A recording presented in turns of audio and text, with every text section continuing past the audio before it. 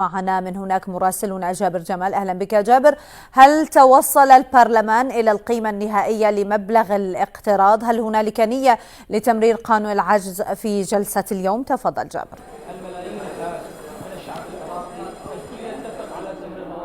إيناس، اجتماع مستمر منذ الساعة 12 وحتى هذه اللحظة بين أعضاء اللجنة المالية، وأيضا تحول الاجتماع إلى بين السيد رئيس مجلس النواب وأعضاء اللجنة، وبالتالي الخلافات ما زالت مستمرة وعدم الوصول إلى صيغة نهائية في بعض الفقرات بما يخص سقف المبلغ المالي الذي اقترح من قبل اللجنة المالية، وكذلك بما قدمته الحكومة. وأيضا الخلاف الآن هو رفض الكتل الكردستانية للتصويت على قانون العجز المالي بعد المقترح الحديث الذي استحدث مؤخرا، وهو إلزام الإقليم بدفع 480 ألف برميل يوميا، إضافة إلى الإيرادات النفطية الأخرى، الإيرادات الجمارك وإيرادات المنافذ الحدودية. وبذلك يستمر الخلاف واشتعل بين الكتل والتحالف الكردستاني الرافض لهذا المقترح، ويطالبون الآن بحذف هذا المقترح أو تعديله أو الرجوع إلى تسليم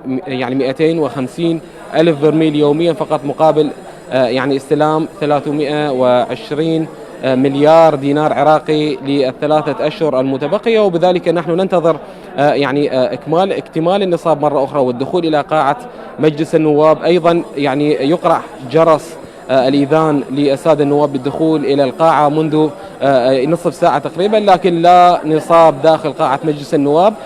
يستمر الاجتماع من جهة اجتماع أعضاء اللجنة المالية، وأيضا يستمر عدم دخول النواب ما تبقى منهم. تعلمين الجلسة ابتدأت في تمام الساعة 2:30 تقريبا بحضور 169 نائب، لكن بعد ذلك تغير النصاب بخروج الكثير من النواب، منهم تسرب إلى الكافتيريا والقاعات الأخرى، ومنهم من غادر المجلس بمشاهدات مرئية. قبل قليل شاهدنا عدد من النواب يخرجون أو يغادرون مبنى مجلس النواب. وبذلك خروجهم من مجلس النواب هل كان باتفاق في نشرة الأخبار الثالثة بعدم تحقيق النصاب قبل اكتمال النصاب في داخل قاعة مجلس النواب؟ هل خروجهم أدى إلى ذلك؟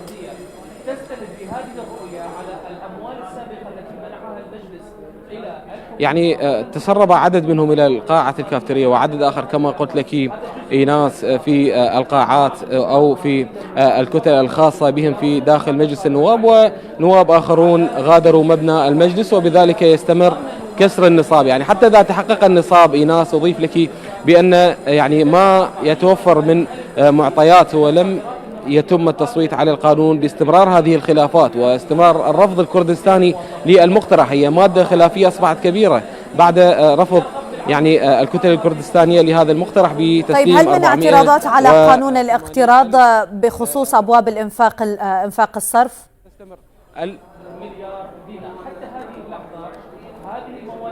بالتأكيد إيناس، هذا الشيء أيضا يذكر من قبل الكثير من الكتل المتواجدة داخل البرلمان، رفض لسعر أو سقف المبلغ الذي اقترحته الحكومة، وأيضا الأبواب الداخلة في قانون العجز المالي 24 مادة منها تضيف إضافة إلى الرواتب 6 فقرات هي تتضمن فقرات الرواتب، رواتب المتقاعدين ورواتب الموظفين ورواتب شركات التمويل الذاتي، يضيف إليها بحضورك أيضا وحضور قناة الرشيد داخل القاعة المخصصة للمتحدث باسم رئيس الوزراء، وذكر أنه يوم الخميس يوم غد ستدفع رواتب الموظفين، لكن إلى الآن لا يوجد اتفاق على المبلغ الذي يجب أن يقترضوا.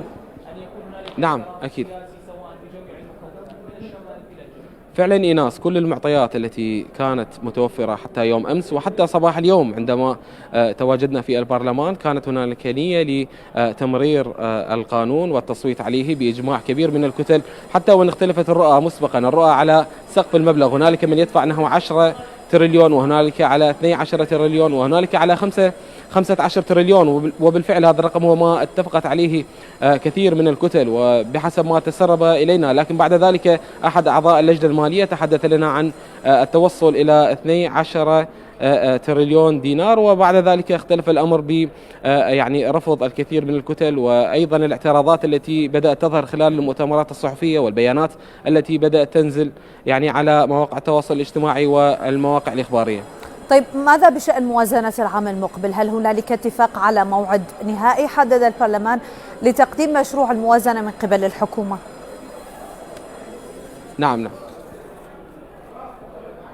نعم بالفعل، وهذا أيضا ما جرى يعني، لكن أجل النقاش بموازنة 2021 من قبل النائب الثاني لرئيس مجلس النواب أثناء اجتماعه صباح اليوم باللجنة المالية، أجل إلى وقت آخر باعتبار أن الموضوع الأهم هو الآن موضوع الرواتب، بحل يعني حل الرواتب بتمرير قانون العجز المالي. لذلك ربما ستشهد الجلسات المقبلة أو الجلسات التي يعني تلحق التصويت على قانون العجز المالي سنشهد يعني مناقشة ويعني تفعيل متابعة موازنة 2021. أيضا يؤكد الكثير من النواب أن الموازنة القادمة لن يقدم فيها البرلمان أي يعني لن يوافق على أي طلب آخر من قبل الحكومة يخص يعني الاقتراض أو ما شابه ذلك. نعم جابر جمال مراسلنا من داخل مجلس النواب، كنت معنا، شكرا جزيلا لك.